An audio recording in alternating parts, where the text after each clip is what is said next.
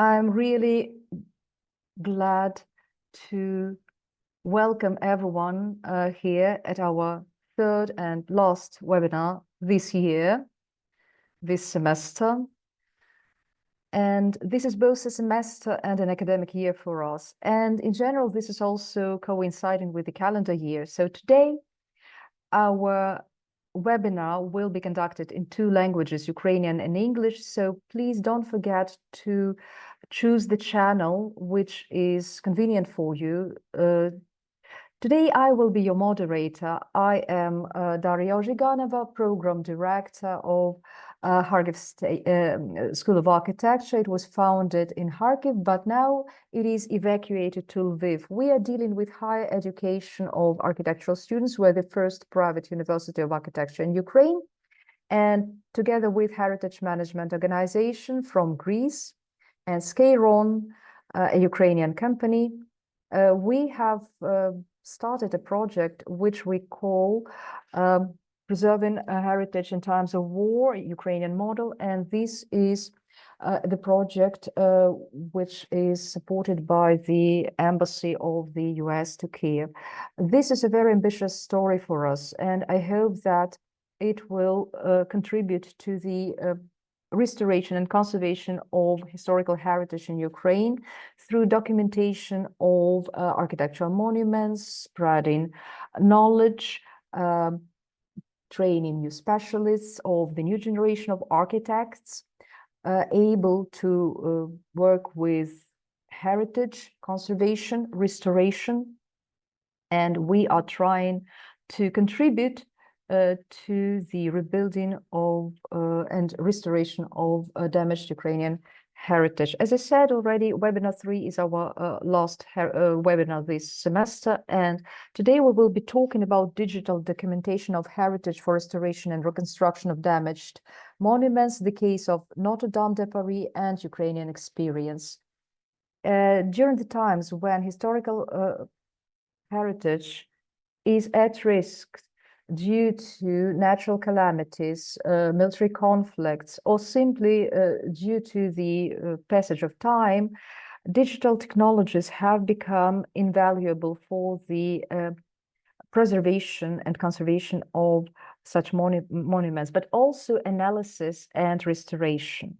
These instruments are not only documenting the things that we have are about to miss, but also they broaden our horizons for our research and establish inter-industrial connections. So today we will focus on two very different monuments, very different cases. At the same time, they are interconnected. The first is Notre-Dame de Paris, which has been renovated after the fire in 2019.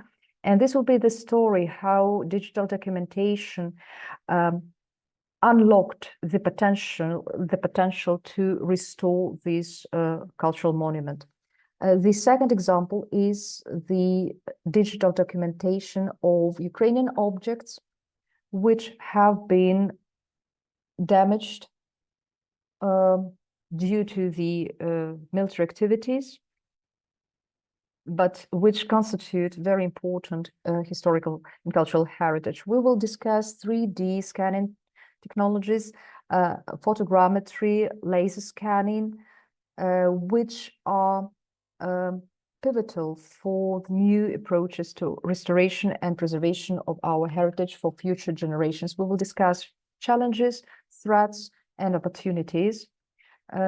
We are very happy that today, we have two brilliant speakers. The first is Lindsay Cook from PennState University. She is an architectural historian, medievalist, and a digital humanist who specializes in the study of the Gothic architecture, in particular Notre-Dame de Paris. Her research interests include the architectural space of the Middle Ages, digital and material approaches to heritage preservation. She is the author of numerous publications, including a translation of the book about Notre-Dame de Paris. Our second speaker today is Vasil Karpiv, who is an artist restorer of monumental frescoes and distemper paintings, engaged in private restoration practice. He is the founder of the Kharkiv Restoration Bureau, which is one of the first to work with the transfer and restoration of historical murals of Lviv and Ukraine in general. So our today's event is going to have the following structure. We will start with two lectures, whom I have introduced. Then we will have a round of discussion and questions. And if you get questions during the presentations, please put them into our chat, and we will try to address your questions during the discussion. And if our discussion is extra vivid, and don't worry if your question is not addressed, we will collect all the questions and then respond by email or other electronic formats. So, Lindsay, you have the floor.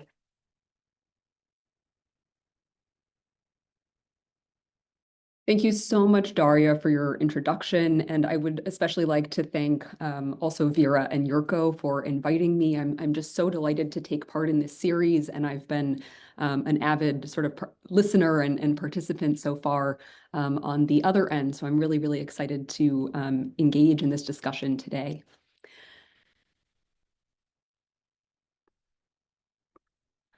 As fire ripped through Notre-Dame of Paris on April 15th, 2019, it melted the cathedral's lead roof. Sorry about that. There we go. Destroyed the underlying timber framework of the largely 13th century nave and choir roofs, and that of the 19th century spire. At a particularly fateful moment in the progression of the fire, which I'm showing you here, the tip of the spire, which in French is called l'aiguille, disconnected from the open work story below. In French, this is called the étage ajouré, and penetrated the limestone vaults of the nave below, destroying a transverse arch and one cell in each of the two adjacent vaults. The lower stories of the spire, in French, le tabouret and la souche, you'll note, if you do know French, that these also have kind of metaphors of the forest. It's as if the tree that has been taken out of the ground and then almost re-rooted in the cathedral itself, ultimately collapsed, destroying the crossing vault and piercing one cell of a vault in the north transept arm.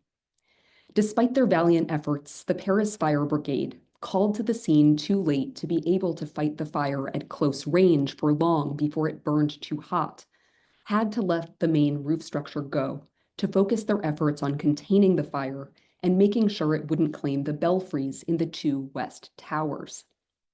Firefighters eventually managed to extinguish the fire, leaving the cathedral in a fragile and fragmentary state. Above, in this image, you see the snarled steel of the scaffolding of the major restoration project that had just gotten underway before the fire. This was in fact the location where the fire started. Next, you'll notice the charred remains of the wooden roof down below in this picture. The beams piled up, loading the tops of the thin stone vaults, which were made fragile by a combination of the extreme temperatures of the fire itself and especially the substantial quantity of water that flowed forth from the fire hoses for many hours. And in the center of this image, you see the gaping void amidst the scaffolding, where the stone crossing vault and the spire previously stood. In the light of the fire, people around the world turned their attention to Notre-Dame. Unlike the Ukrainian context that brings us here today, however, the fire did not claim any human lives, and it did not occur in a wartime context. Indeed, unlike many other examples throughout history, and especially in the 19th and 20th centuries, it did not unfold in the context of a conflict or natural disaster. Therefore, it left room for the public to fix its gaze on this conspicuous monument in the French capital as the building itself, no more, no less than the building itself, faced a seemingly existential threat. Moreover, this context allowed both domestic and international media outlets to train their lenses on the smoldering cathedral, thus enabling millions of viewers across the globe to bear witness to the destruction in real time, as if, as you see in this image, keeping vigil. With their attention came a flood of donations, large and small, that had not flowed nearly as freely prior to the fire, even though fundraising for a major restoration campaign had been underway since 2017, something I'll talk about momentarily. A backlash to this outpouring subsequently ensued online. Judging by the critical statements posted on social media in the aftermath of the fire, the criticism really ramped up as the sum pledged to rebuild the cathedral neared the $1 billion mark. And the role, especially of corporations and really the wealthiest individual donors, made themselves clear. With the cathedral still smoldering in the background, French President Emmanuel Macron delivered a short televised speech on the night of the fire. And we'll probably return to this, I think, in the discussion afterward for reasons I think will become clear. He said, "We will rebuild this cathedral together." In a separate address the next day, he specified that the building would be rebuilt better than ever within 5 years, that is, by this year, 2024. Appointed to oversee the project was General Jean-Louis Georgelin, who you see in the lower right here, who until his untimely death in a hiking accident last year, presided over the task force known as the Établissement Public Chargé de la Conservation et de la Restauration de Notre-Dame de Paris. So the public establishment in charge of the conservation and restoration of Notre Dame. At the conclusion of a cabinet meeting convened 2 days after the fire, then Prime Minister Édouard Philippe unveiled the administration's controversial plan to hold an international architectural competition to determine, first of all, whether the cathedral's spire specifically should be rebuilt at all, and if so, whether it should be a copy of the one designed in 1857 by restoration architect Viollet-le-Duc, or if it should instead take the form of what he called, quote, a new spire that reflects the techniques and issues of our own day. I think I'll just say briefly here that I think this was a really momentous occasion because it was really about this decision of how to proceed really amounts to whether this was going to be a restoration or a reconstruction, something I think we'll return to in the discussion. A law passed in the summer of 2019 stipulated that the 21st century conservation and restoration of Notre Dame would be just that it had to preserve the historical, artistic, and architectural interest of the monument. Since then, Architect-in-Chief of Historic Monuments in charge of Notre Dame, Philippe Villeneuve, who you see here in the upper right, and his team have been doing just that. They were on the scene the night of the fire, and their efforts to assess the damage and shore up the building to ensure its structural stability began shortly thereafter. Now, in the years, decades, and even centuries leading up to the fire of 2019, Notre Dame was a constant focus of scholarly attention. Notably for our purposes today, in the year 2010, the late architectural historian and my own undergraduate mentor, Andrew Tallon, and his team surveyed Notre Dame by setting up a rented laser scanner, specifically a Leica C10, at various spots in and around the cathedral, onto which reflective targets had been placed. The laser emitted from the scanner swept the cathedral. It measured distances between the scanner itself and points on the building's surfaces in all manner of materials. The scanner recorded these data points, roughly 1 billion of them, as XYZ coordinates, which made it possible to plot them in 3 dimensions in the resulting point cloud. In addition, over the course of about a year, in 2014 to 15, the architects Rémy Fromont and Cédric Trentezeau produced a hand-drawn survey of the medieval roof structure above the nave and choir. They recorded measurements and meticulous observations about the 26 unique primary trusses, including the one shown here. This is one of the trusses above the choir, and the 4 secondary trusses placed between most of the primaries. Around this same time, the French digital heritage company Art Graphique et Patrimoine, or AGP, conducted a laser survey of the cathedral's roof structure. 2010, 2014, 2015. Take a moment to let these dates sink in. If the Notre-Dame fire had taken place only a decade before it did, in 2009 rather than 2019, none of this documentation would have existed for Notre-Dame of Paris, a monument that already by then, of course, was central to the formation of modern historic preservation, both its theory and practice. It was long a UNESCO World Heritage Site, and also already a prominent fixture in the art historical canon. This, I think, is a lesson, a key lesson, if not the key lesson, to learn from Notre Dame's example. Tallon, for his part, conducted his 3D laser survey because he was interested in the cathedral's limestone masonry structure, especially its flying buttresses. And you see here, the two of us are here taking panoramic photography on one of the terraces underneath the flying buttresses on the side of the choir or chevet. These elements, the flying buttresses that is, were overhauled in the mid-19th century by restoration architects Lassus and Viollet-le-Duc. And laser scanning Notre Dame, photographing it for the Digital Humanities Project Mapping Gothic France, and viewing its stonework up close simply from the upper terraces like this one, led Tallon really to fear for the building's structural integrity. So he noticed spalling and other signs of distress, especially on these flying buttresses, which are of course central to the building structure. And if they were damaged or one fell down, it could be really catastrophic for the building in general. At his encouragement, therefore, the nonprofit Friends of Notre Dame was founded to raise money for repairs. In the years immediately leading up to the fire, the organization was seeking $40 million for urgent repairs and more than $110 million for a more complete intervention. By 2019, they had raised enough money for a significant restoration project to get underway, beginning with the spire. And as far as I can understand, this was largely because it was a very conspicuous element of the building that they thought would generate interest in further sort of stages of this restoration. The restoration began in earnest in the spring of that year, 2019, with a dense web of scaffolding obscuring the lower stories of the spire, as you see in this image. The 16 copper statues at its base, representing the 12 apostles and the 4 evangelists, were removed for conservation treatment in April 2019, mere days before the eventual fire. This intervention has since taken place.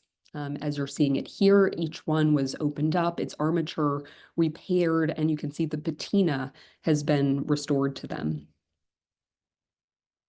And in fact, since 2023, the statues have been on view at the Cité de l'Architecture et du Patrimoine in Paris, the city's cultural heritage museum, where they will remain on view until early 2025. So you still have an opportunity to see them there.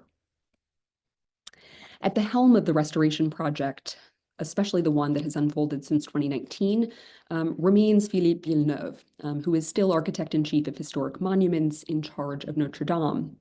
But in the immediate aftermath of the fire, as he came to grips with the magnitude of the task at hand, Villeneuve enlisted the help of 2 fellow architects-in-chief of historic monuments to work alongside him. Pascal Prunet, who you see in the in the scarf here, is one of them, and he has been largely invested in the masonry, the restoration of the masonry components of the building, and also has been an important liaison with scholars who are working on Notre Dame, especially since the fire. This has really ramped up interest in the structure as a kind of research object. He is also joined by Rémi Fromont, who you see here in this sort of navy sweater. And Rémi Cromont, as the person who had been responsible for the hand-drawn survey before the fire, has really focused, up to this point at least, on the roof structure of Notre Dame. And together, the three architects and their team, including the many people that you see in this image, quickly got to work. While the masonry structure largely withstood the fire, something that was really amazing for Gothic architecture specialists like myself to watch as this horrible event happened, and yet for the most part, the Gothic structure, the kind of stone skeleton of the building, remained largely intact.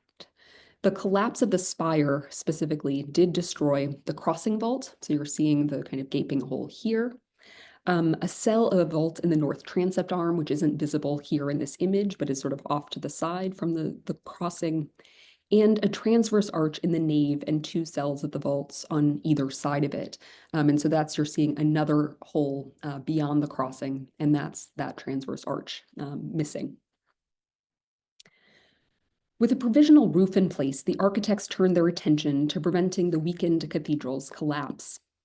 While Andrew Tallon originally produced his laser survey for an entirely different reason, he was aware of its potential as a tool for historic preservation. And in fact, part of the reason I became interested in this field initially was really through courses that I took with him. After the Notre Dame fire, the restoration architects likewise recognized its value, especially for shoring up the flying buttresses outside and the rib vaults inside the cathedral. Specifically, the architects relied upon the 2010 laser survey to design the wooden centering, custom made to cradle each one of the 28 unique flying buttresses. So the exact arch of every single one of these buttresses is a little bit different. And so this is one of the main reasons why the 3D laser survey was particularly useful in this case. They did the same with each rib vault. Likewise, every geometry here is unique, and so this is a really valuable tool again. Each of these centerings was prefabricated to fit like a glove, despite the complex geometry of each one. Again, this thanks to the laser survey. The architects also used the point cloud to rebuild the damaged vaults in the nave, crossing, and north arm of the transept that I mentioned a few moments ago, including the transverse arch I'm showing you here in the nave that the tip of the spire had knocked down. While the architects worked with a group of scholars to attempt to reuse some of the original voussoirs, the ones in the previous image that were all in red, it ultimately became clear that this just wasn't possible. Therefore, all the voussoirs of the transverse arch were carved in the workshop of the Lviv company using limestone similar to the original, yet newly quarried. In addition to damaging the cathedral's masonry, the fire also destroyed the nave roof of the 1210s, the choir roof of the 1220s, with some timbers for that element recycled from the original late 12th century roof structure, and of course the spire, which was designed by the restoration architect in 1857. In the spirit of reconstructing these elements identically, the decision was made, on the one hand, to hew the timbers for the nave and choir roofs by hand, and on the other hand, to use mechanical tools for the spire. Since Tallon was most interested in the cathedral's masonry, his point cloud had substantial gaps in the roof structure. Therefore, it was lucky that AGP, as I mentioned before, had produced their 3D laser survey of the roof structure in 2014. In fact, you'll find a fly-through of this particular point cloud among the YouTube links that I've shared with my presentation, and I believe you'll be seeing these in the chat. Moreover, beginning shortly after the fire, the CNRS in Paris assembled the laser grammetric data in a so-called digital ecosystem, which likewise contains photogrammetric and photographic data. So this is a kind of, the reason that they're using ecosystem is because it incorporates all different kinds of data. All of this can be kept in a kind of arc that holds all of these precious elements. Notably, however, the tender drawings released in 2020 made the most use of the hand-drawn survey that I showed earlier. And I think that this is something also really important to keep in mind, that 3D technologies shouldn't always substitute for tried and true earlier analog ones. Beginning in January 2021, oaks were sourced and harvested for the spire for multiple types of forests in various regions of present-day France, well beyond the borders not only of medieval France, but also of 19th century France when the spire was designed. The oaks for the nave and choir roofs were sourced later, beginning in fall of 2022. This because it needed to be done in consultation with the carpenters themselves, so they had to be selected by the time they did this, who would be working the oaks green while they were still soft enough for hand tools. Largely sourced in national forests, these oaks had to be very straight, thin, and tall. For example, 40 meters tall, but only 40 centimeters in diameter for certain members. Two companies worked in concert to reconstruct the nave and choir roofs. Traditional carpenters working for Atelier Perrault made the roof trusses for the choir in their shop near Angers. And you're seeing that here in Western France. And traditional carpenters working for Rémy Desmaux constructed the roof trusses for the nave in their shop in northern France. You're seeing it here. The latter company was founded as recently as 2007. So this is not always the case that these are companies that even go back to the 19th century with that kind of revival of craft traditions. In some cases, they're really founded much more recently. Desmaux in particular is known for its know-how in squaring logs with axes. And in fact, Loïc Desmaux, the son of the founder of this company, worked with Maison Luquet to design 5 types of axes specifically for this project. Both companies had access to photographs, a very familiar 19th century restoration technology, laser surveys, 3D laser surveys, and the hand-drawn survey I've mentioned a couple of times, as well as the tender drawings that I showed you just a moment ago. The fact that the nave and choir trusses were realized without some of the repairs undertaken during the 19th century restoration campaign does make it clear that there was a push and pull between 2D and 3D data, digital models, and empirical evidence of the lost roof itself. Ultimately, then, the trusses embody a dialogue between medieval and modern technologies. And I would say that this particular decision, the fact that certain repairs and reinforcements that were made in the 19th century, this time were perceived as not being necessary. This is a key example that this really is a restoration in the kind of sense that Viollet-le-Duc in the 19th century would have recognized it. This is going back to a slightly earlier moment of these medieval roof trusses than even the 19th century version of them. When the timber, still green, arrived in the shop, traditional carpenters hewed them, carved mortises and tenons, and made pegs for the joinery. Once complete, the trusses were assembled, raised, and inspected before leaving the shop. And you're seeing that moment on the right here. Subsequently, they were transported to Paris and installed high atop the cathedral. This included the expressive radial frames of the apse. This is the most beautiful part of the roof structure, in my opinion, shown here during the short interval at the very beginning of this year, meaning 2024, when sunlight fleetingly illuminated them. By the time this was taken by a timber framer who had the opportunity to work on the spire. And by the time, from his visit to the time I went there, just a few weeks later, this view was no longer the same. As for the spire, the 4 companies Le Bras Frères, Asselin, Crouard Charpente, et Construction Bois, and Métier du Bois worked together to rebuild the towering spire. To produce their plans for the spire, the companies took into account the archive associated with the design and construction of the spire in the first place. So this was designed by Viollet-le-Duc, the restoration architect, in 1857, and he was documenting everything he did. And so that archive is still very much available and was used by the restoration architects in this case and all of these companies.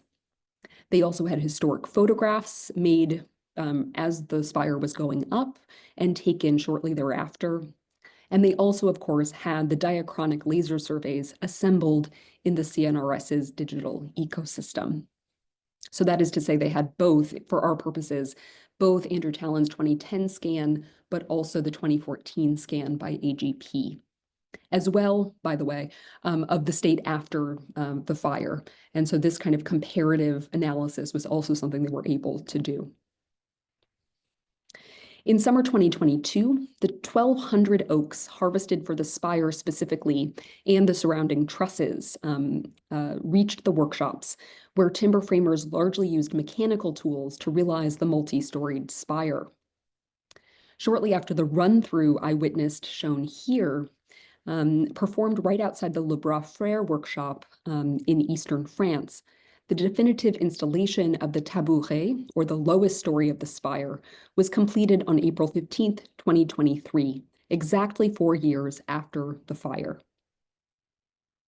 Moreover, the ornament for the more visible open work story of the spire was carved at Asselin's workshop in the Loire Valley, so clear on the other side of the country, including the elaborate moldings, intricate cusped arches, and geometric trefoils you see here in the shop. Once finished, the sculpted elements were shipped to the other workshop on the other side of the country, where they were assembled within the heavy timber framework of the upper stories of the spire.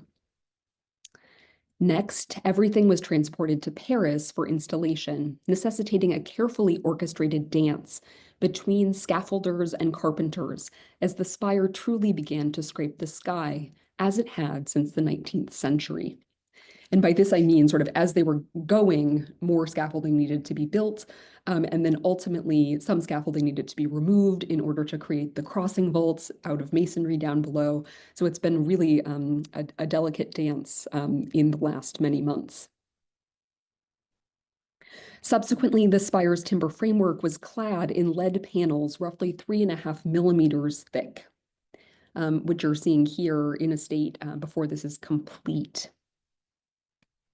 The installation of the spire, or at least the sort of timber framework and some of this cladding, was completed in November 2023, in time to play an important role in the opening ceremony of the Paris Olympics. For the very top of the spire, 19th century restoration architect Viollet-le-Duc had designed a rooster. Especially vulnerable to the elements, it was restored in the 1930s by the same company that had made it in the first place. The 2019 fire knocked the rooster from its perch definitively, but Villeneuve spotted it among the wreckage.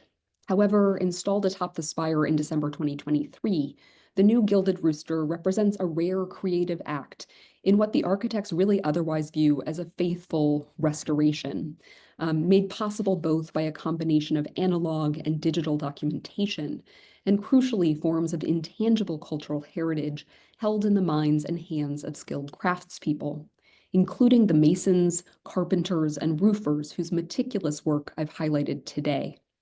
Their names are rightfully inscribed on a scroll that was placed inside a cavity in the new rooster, so sort of right on its front, before it was hoisted up to the tip of the spire, where it remains today. The cathedral officially reopened less than a week ago, in the presence of world leaders and dignitaries, including President Zelensky.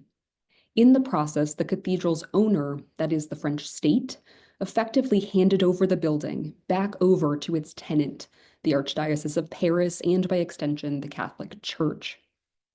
In his remarks, President Macron held up the Notre-Dame restoration as a metaphor, in his words, of what a nation is and what the world should be. As someone who's teaching restoration theory and practice this semester, my ears pricked up at this moment because you sort of worry about cultural heritage being put to national ends. And so I was wondering what exactly he meant by this. But he went on to define this as fraternité. The sort of metaphor is the brotherhood that came through this project, including what he called universal brotherhood and mutual aid. I do hope that the Notre-Dame restoration and the diplomatic opportunity the reopening ceremony itself presented do live up to this promise for Ukraine. Thank you.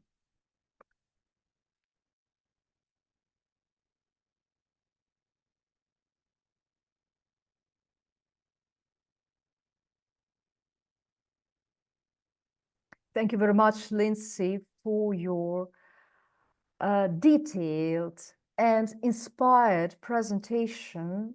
And I believe that you have shown the essence, using this case, how modern technologies can be combined with handcraft in not just restoration of an architectural monument, but also reframing its perception for a society. And your Notre-Dame case is an example how science, art, and innovation can work together to promote heritage conservation, which is an extremely difficult process and which is case-based.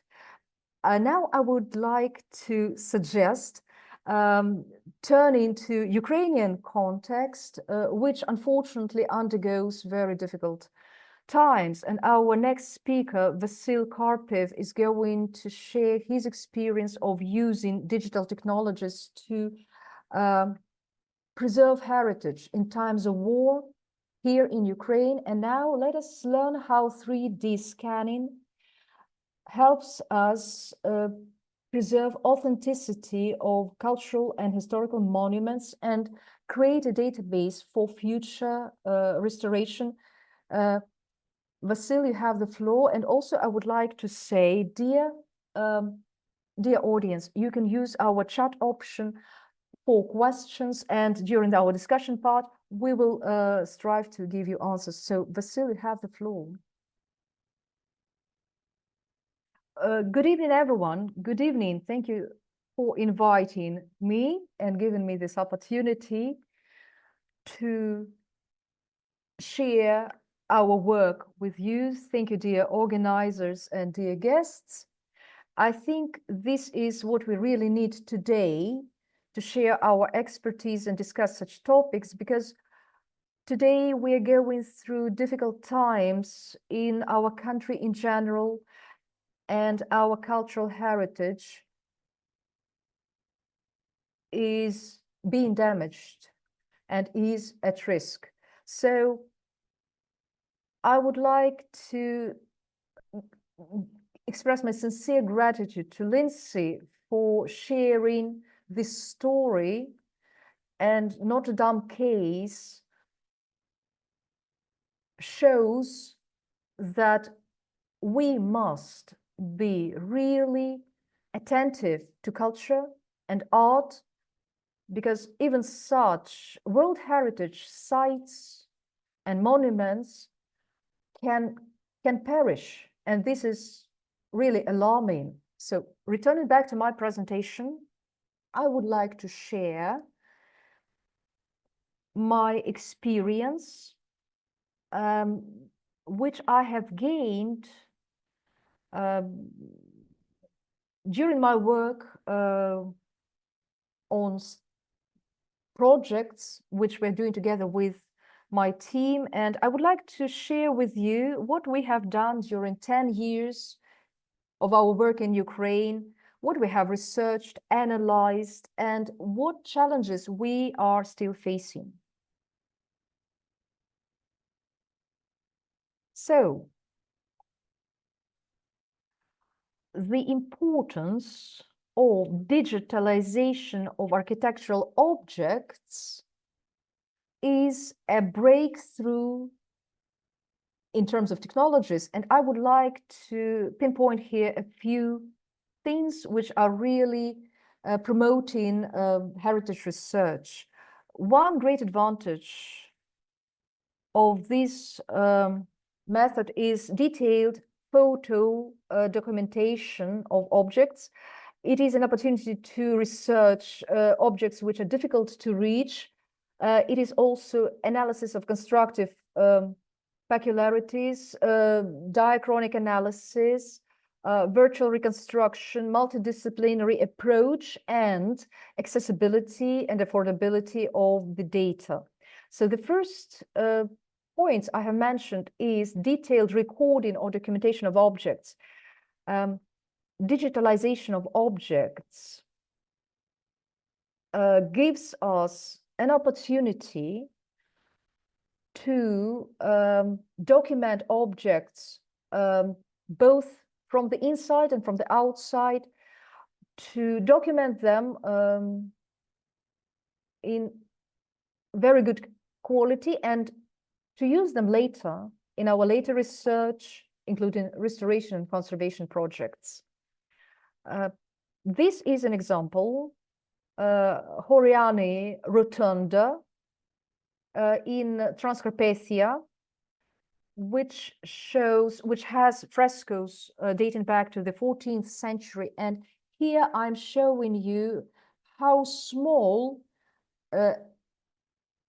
how much you can focus on a very minor fragment to analyze the situation later. Also, here I'm showing you the object as a whole.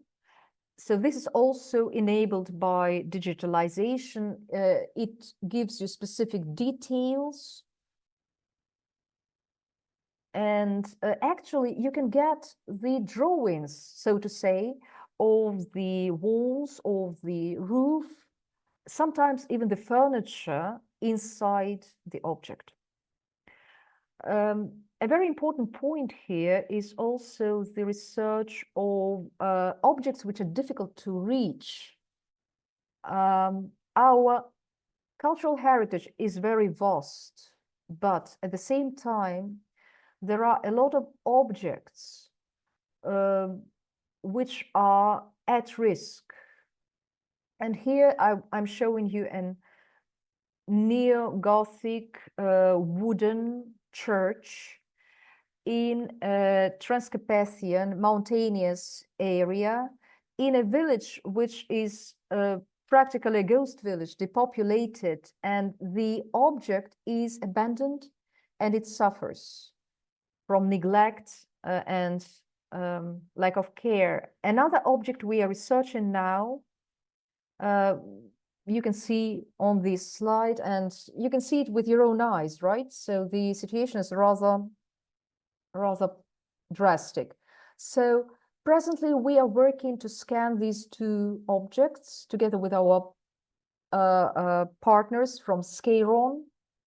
And then I think we will use this data for documentation and research. Let us discuss the first object, the wooden church. The problem was that the object is located 300 kilometers away from our office. And the first task for us was to actually protect the object from the acts of elements. And the first thing we did was to scan it and use these data to create a plan to cover the roof. And after we have come there, local artisans helped us to, local workers helped us to cover the roof while we are designing the plan of saving this church. The problem was that the roof covering, as you see, is made of wood, and it didn't hold water anymore. But inside we have beautiful frescoes dating back to the 18th century, and so our goal now is to conserve everything we can. The scanning itself is extremely important for us, so that we could research the objects both visually and practically.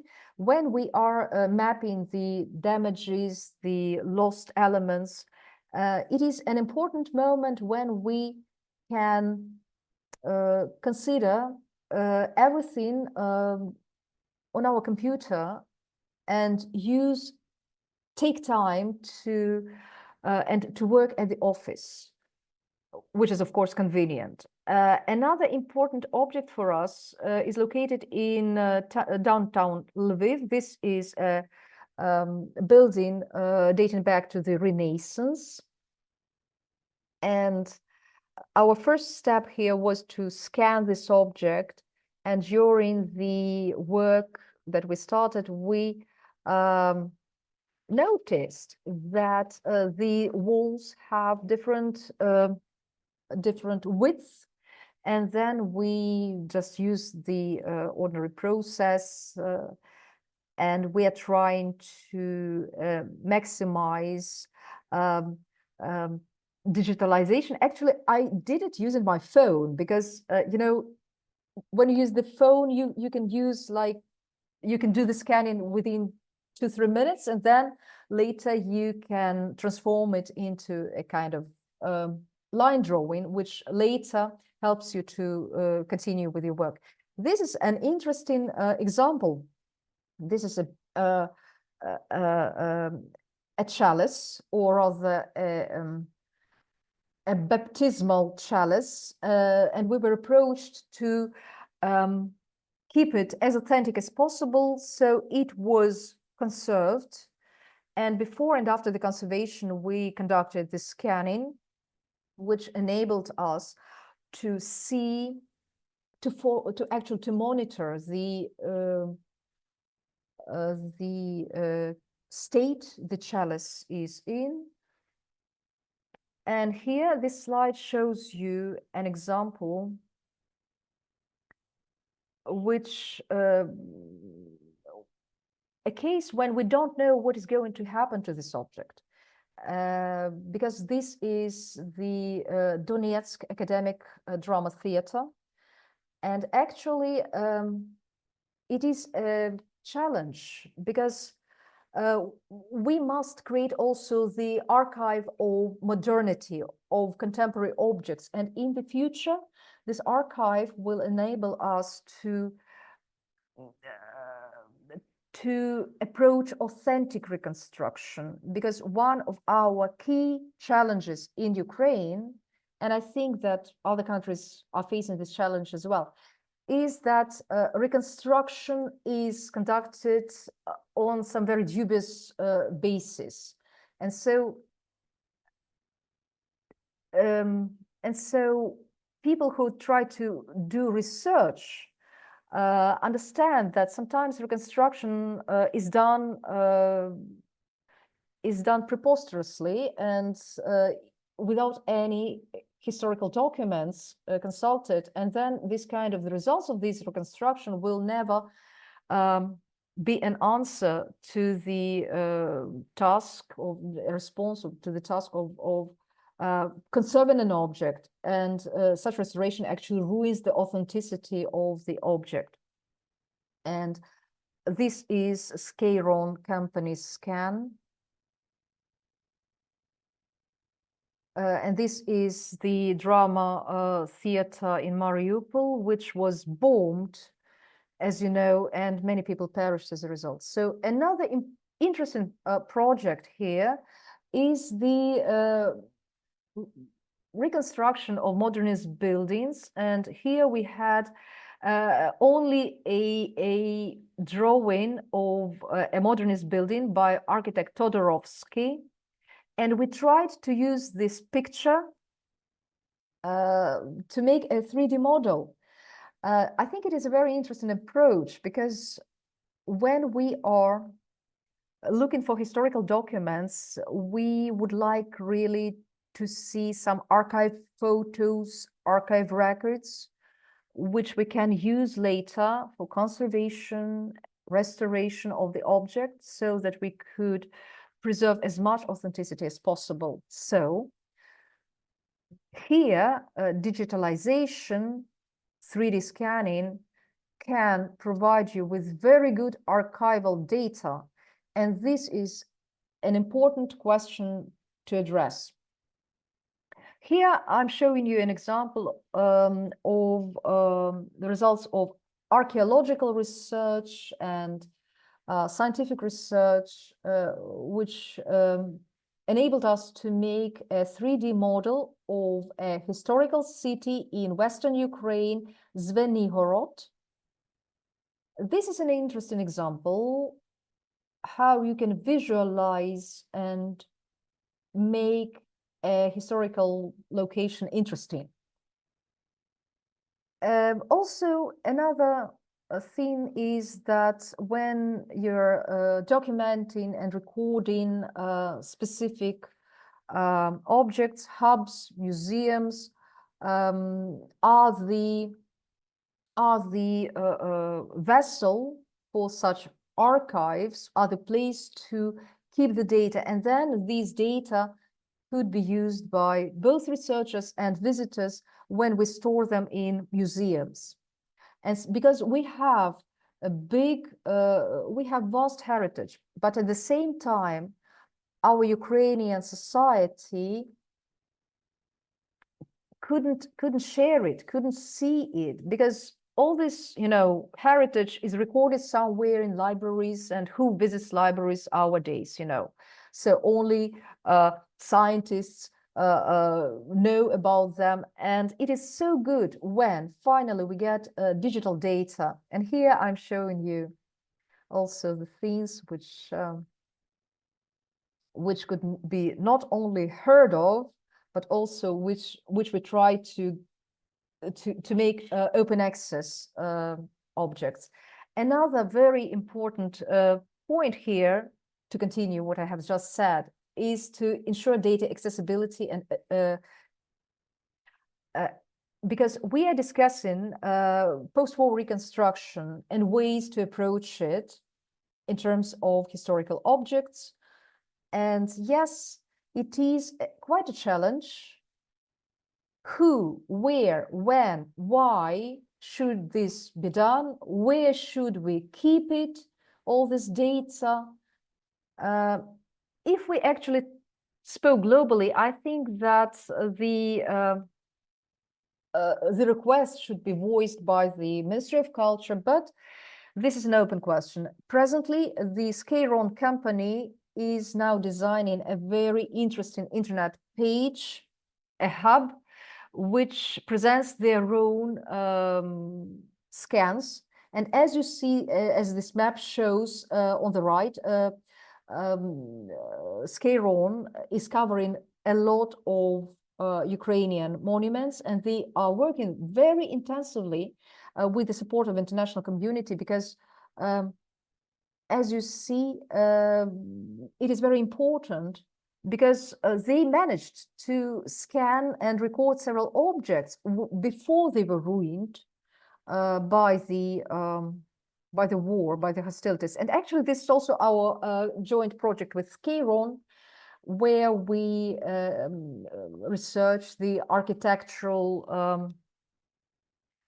object of a church. And it was an interesting proposal to make an icon stand, a digital icon stand, and then post it online so that people could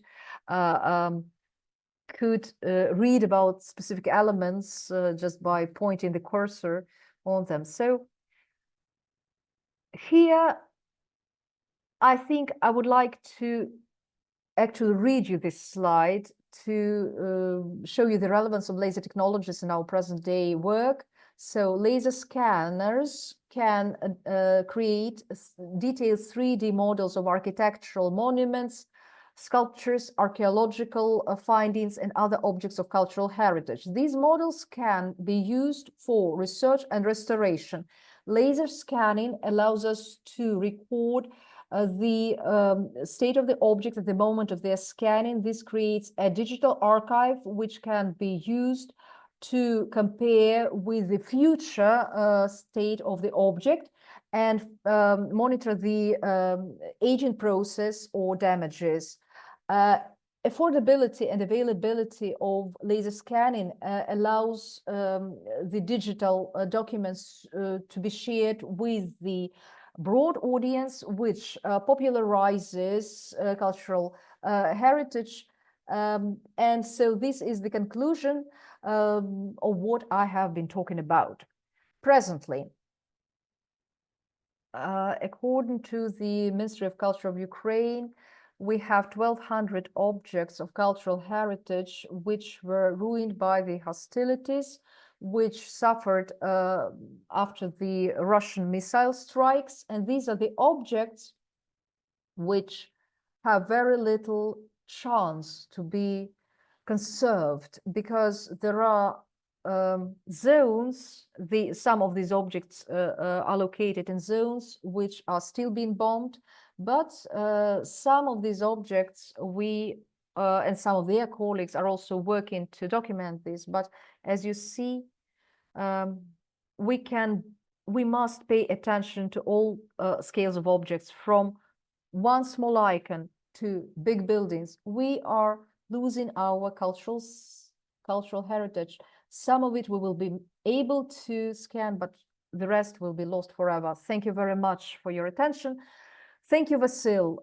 Thank you for this very touching presentation, because this is the life we are leading. These are the challenges we are facing. And I'm really inspired by the fact that you have not just pinpointed the challenges that Ukraine is facing now during the wartime, but also you show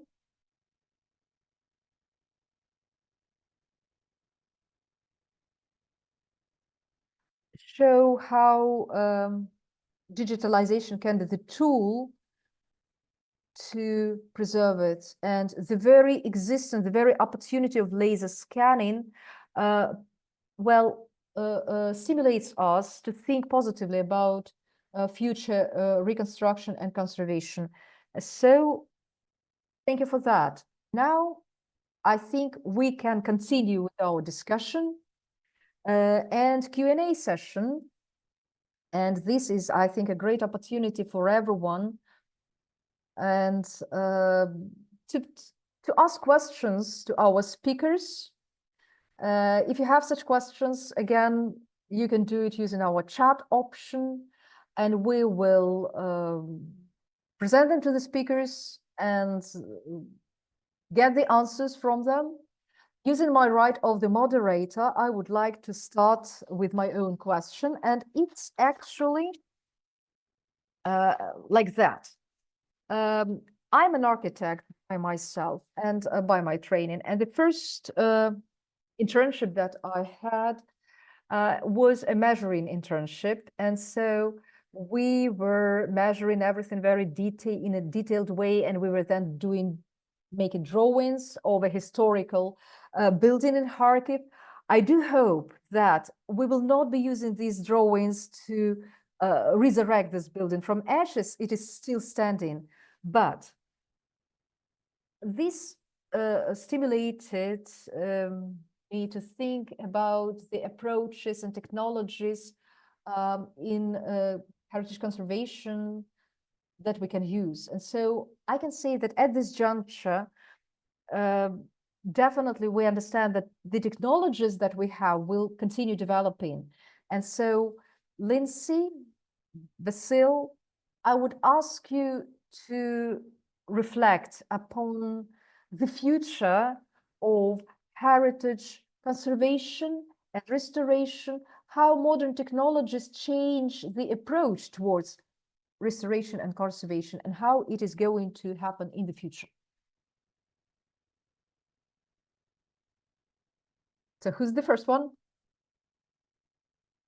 I think, yep. We will wait till everything is translated. Yes, and we're good to go. So I think you choose, you decide who's more confident to give the answer.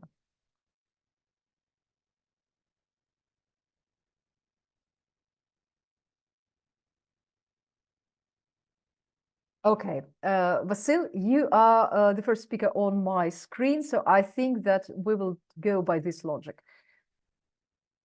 Right. So actually, technologies really are developing, and it's, I think, about it's the question that should be addressed to the restorers, to the educators, to those who are eager to develop the system and the whole branch of conservation. I have faith that it is going to continue developing, and opportunities that we have now will be used according to the foci the architects, the conservators, and the restorers have. So, and then this will stimulate broadening of our horizons in terms of methods applied to heritage conservation. I think this will be my answer. I'd say I have two answers to this, and thinking especially about what has actually happened in the last years at Notre-Dame, is that especially the 3D technologies that were used there made it possible to conceive of doing this in a really short time frame. 5 years to to accomplish everything that has been accomplished. I mean, I should of course say that of course it's the people who at the end of the day were hewing for 8 hours a day and that kind of thing to make this happen, so to realize it. But I honestly don't think that that timeline would have seemed at all reasonable without the use that it was especially put to the laser survey, I mean, in shoring up the building. Even that whole effort of stabilization, I think, would have taken much longer if you had been starting from scratch and the kinds of traditional documentation that existed previously. I think that's really the main thing. I think on the other hand, at Notre-Dame, the level of detail that was accessible. So Daria, you were talking about measuring. I'm assuming you mean hand measuring, as architects and architectural historians once exclusively did. And there's always something sort of lost. You know, there are pieces that you don't measure, right? And so I think it's really interesting that you have almost more data than you ever could have fathomed before. And I think this made even the idea of restoring the spire differently than the rest of the roof structure, that kind of decision, I don't know that that kind of decision would have been made without this degree and kind of depth of data, quantity of data.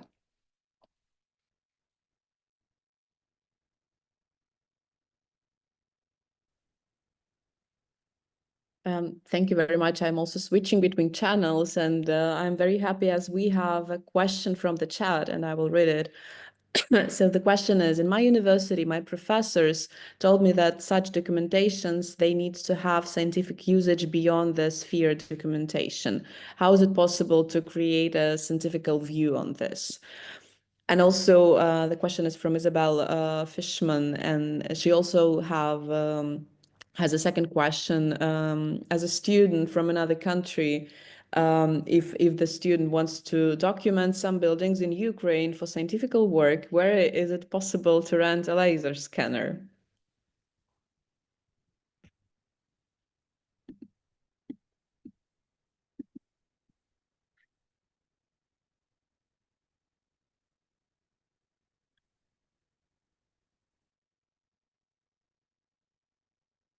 Vasil, I think about 3D scanner to be found in Ukraine is addressed to you. I'm not sure whether you can rent one, but I think Skeiron or maybe your company will be eager to cooperate, don't you think?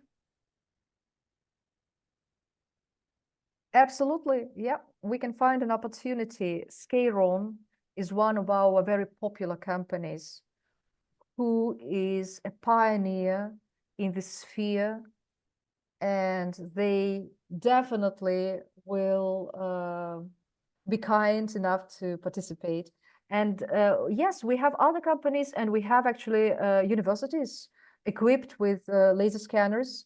They will not rent it, but I think they can be approached, and yeah, come to Ukraine and scan our buildings. I'm the one who questions this. Sorry, I'm in a cafe, so it's a little bit loud here outside. So I'm asking this because I and a colleague of mine who is starting to make a dissertation where she scan the inner city of maybe Odessa, maybe Lviv, if she's not sure because she's at the very beginning. And we are looking how we can organize the scanning process, how we can get also the unofficial permission to scan such buildings, because we are just students and we don't have so many resources from Germany. So because we are in RWTH Aachen, and we want to contribute in a scientific way to preserve the cultural heritage.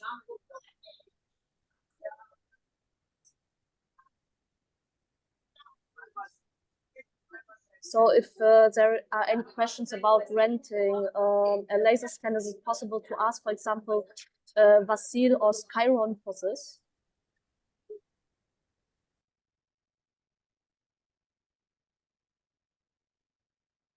To Skeiron, please.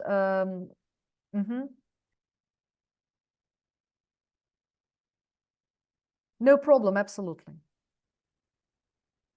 But also, this question actually, I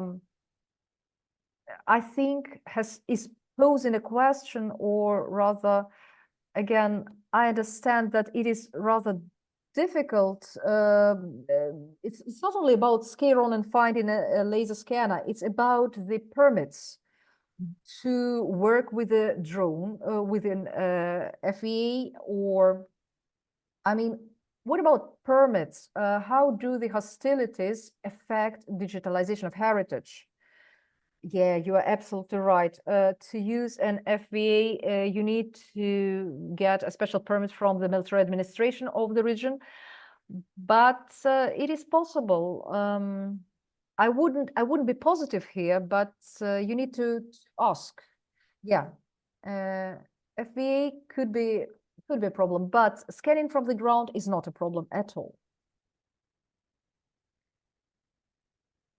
Thank you very much for your response. Я дуже тішуся, бо в нас дійсно доволі...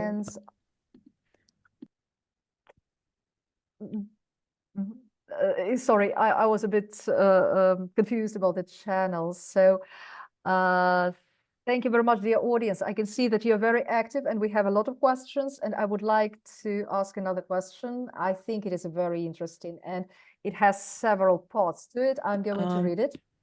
Culturally, how might the importance placed upon restoration and digitalization differ between Ukraine and France? If any, does it provide obstacles or hindrances in the process? Is this also why the time frame of restoring the Notre-Dame of Paris was relatively very fast?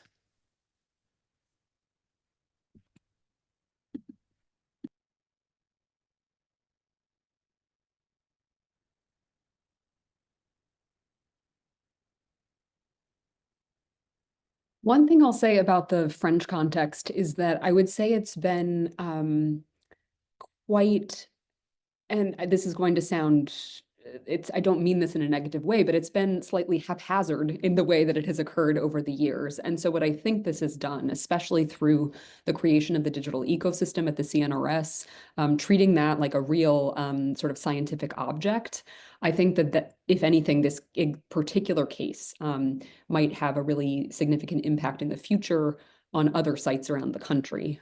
So interest in kind of harnessing this data and assembling it in one place is one thing that I'm hoping will happen ultimately. The reality is it's still quite scattered. Even in the case of Notre-Dame, I didn't mention this, but Andrew Tallon had, there's a kind of problem with custodian, who is the custodian of this data. And in his particular case, because he died before the fire, he had given a copy of the data to the architect who was the architect at the time that he did it. And that is a sort of position that people hold for a long time, but not forever. And so by the time the fire took place, there had been a change in architect, and it meant that they actually didn't have access to it immediately. And so that kind of attention to this as something that's precious, almost like a treasury object for these great cathedrals, you could imagine, I think it's been a really amazing outcome that the CNRS's digital ecosystem has emerged from this. And I hope other buildings, for example, I study a lot of small churches that are on the periphery of Paris. I know that there are not laser surveys of all of those buildings. And also their destruction would not necessarily have elicited the same degree of interest from the world's population. So I think of those smaller monuments as well in this context.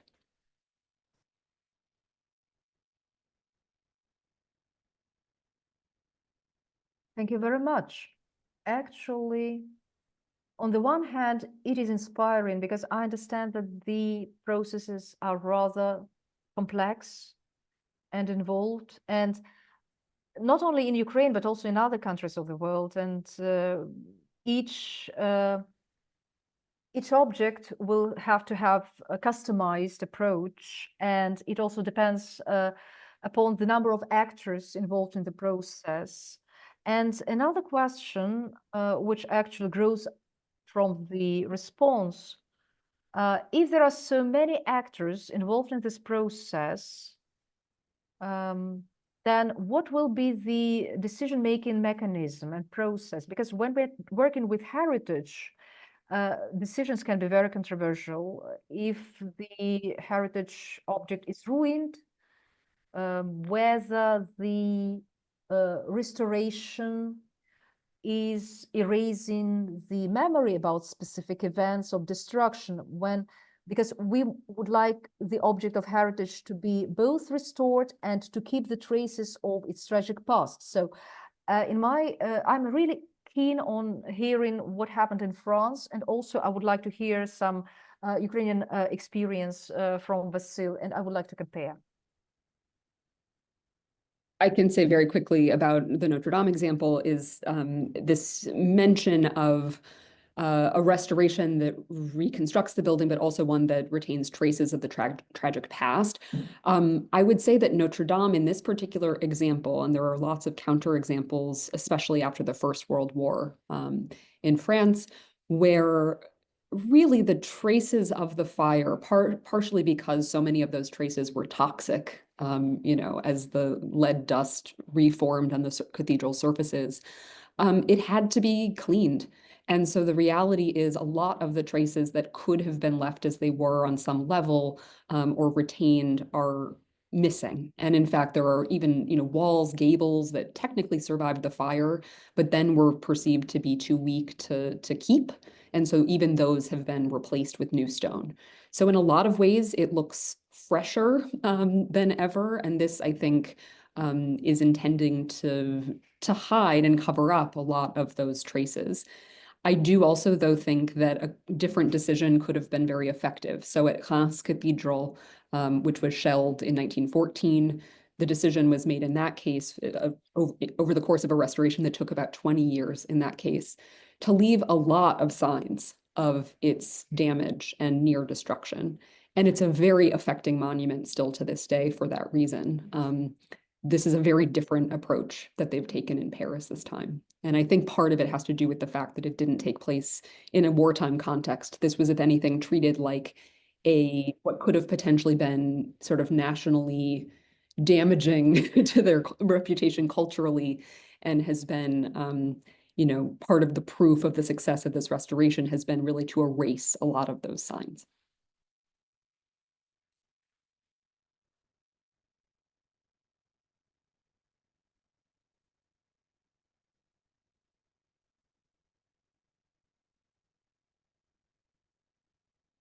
So Vasil, and what in our case, what can we show here? Well, again, it all depends. It all depends upon the approach adopted, but in general, when we are talking about monuments should be authentic. Authenticity is its key feature, and we always fight to conserve, not to rebuild. But in Notre-Dame case, this is an icon, a world icon, and it is a working icon. And so I would say this is rather reconstruction than restoration, but it is factually based. reconstruction. And so I think that the team used at least a year to research the structure, the materials and things. Otherwise, it would have been pointless if you just, make it as a good photo session object. So in Ukraine, we unfortunately are doing it, are playing it by ear without much documentation. And this is really deplorable. So that is why 3D scanning is mentioned today. That is why when we use 3D scanning, we have a fact and we have a document which can be used to restore the structure. I wouldn't say that it always provides for authenticity, but at least it provides for authentic look for tourists who will take it as authentic, and these forms, these structures will, emanate authenticity, even if they're not authentic. And if we say it used to be a gabled roof and then it was made flat, then it is a problem, in terms of the philosophy of cultural monuments preservation. So yes, it is a very important point. We must research the object in the right way, and we must not be too creative about our restoration, because, creative interventions can ruin the authenticity, to put it in a nutshell. We also have a few applied questions, I would say, in our chart. And I think that our audience would like to learn more about the topic. So they are asking about books. Books you can suggest, references to study, to get an idea about the whole sphere of laser scanning and digitalization. Actually, for me, it is also very topical because we are now restocking our library at the Kharkiv School of Architecture. So we would be really grateful if you can recommend some references. Maybe you wouldn't give all the references now, but can you please give us a few, which are the hallmark, the landmark options for our library and for our audience?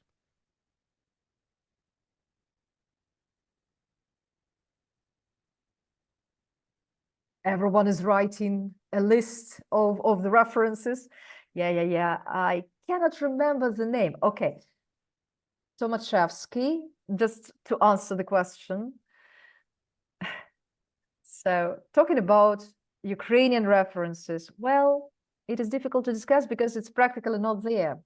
So it is a separate story. We must at least start translating European sources. Mostly they are English sources.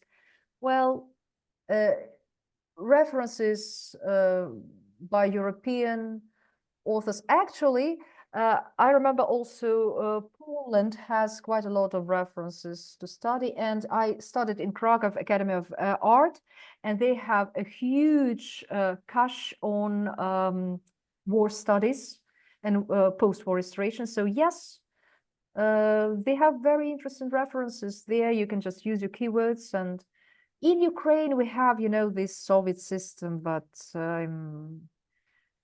now I'm a postgraduate student at the Academy of Sciences, and I understand that most of this material is already historical.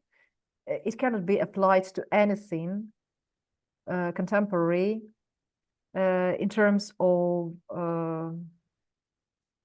our situation. So I can't recommend anything. So once again, keywords, conservation, restoration, no things. I would add a term, a sort of keyword to this list, which is, for the French context, I'll just put it into the chat, but it's archéologie du bâti.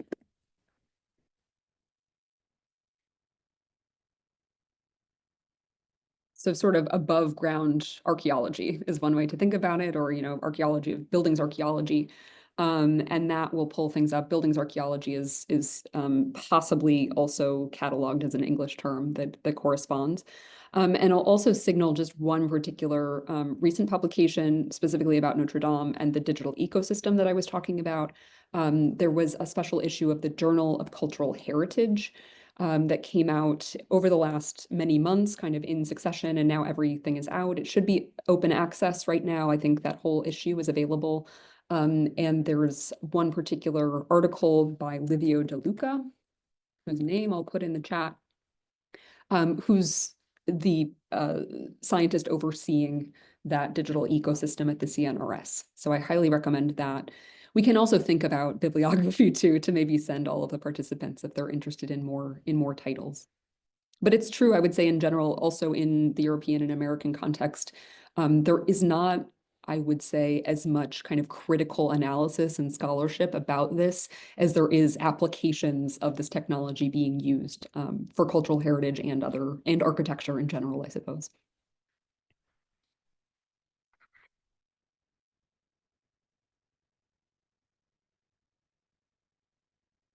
Well, this means that we have work to do.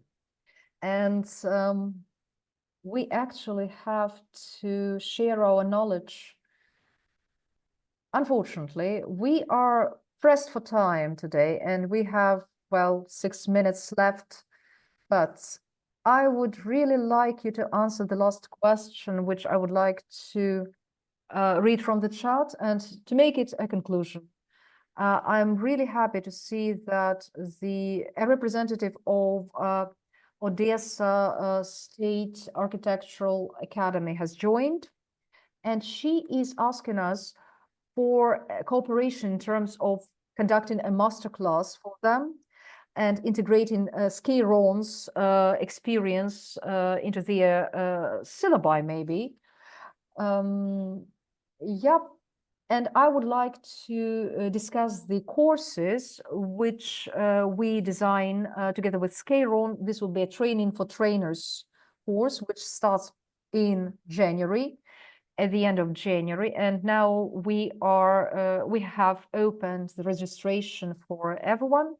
Please follow us in social networks or approach us directly, because we are designing a course to share international experience in training in digitalization of heritage conservation to faculty and students, postgraduate students, so that they would later design their own syllabi maybe. And I think this is a very important matter. So please register, and we will be happy to see you next semester, and we will gladly share our knowledge and experience. I would like to express my sincere gratitude to Lindsay and Vasil for your lecture, for your presentations and discussion. And I think this is an excellent example of cooperation and also of framing Ukrainian approaches and aligning it with global context, how to compare approaches and to see and to be relieved that we're facing the same challenges. And it is an excellent opportunity to exchange experience. Thank you very much for your time and for your presentations. It was brilliant. Vasil? Yeah, and I have a question to Lindsay. Do you know what was the reason for this fire? They have still never declared an exact reason. My biggest guess is it's an electrical short. It's so common for fires like this to happen while buildings are being conserved, and so I frankly don't find it as surprising as it seemed initially. But they've never technically settled on an answer. There's a kind of ongoing investigation. Thank you so much. Thank you very much, dear speakers, dear audience who joined us today. This is not our last webinar, This is not our last event, which we will be conducting within our project. The project is going to continue, well, for 1 year and a half. We have used half a year, so please follow us. And the next webinar is planned for the 17th of January next year. So join us. Thank you very much. Everyone have a very peaceful evening and good weekend.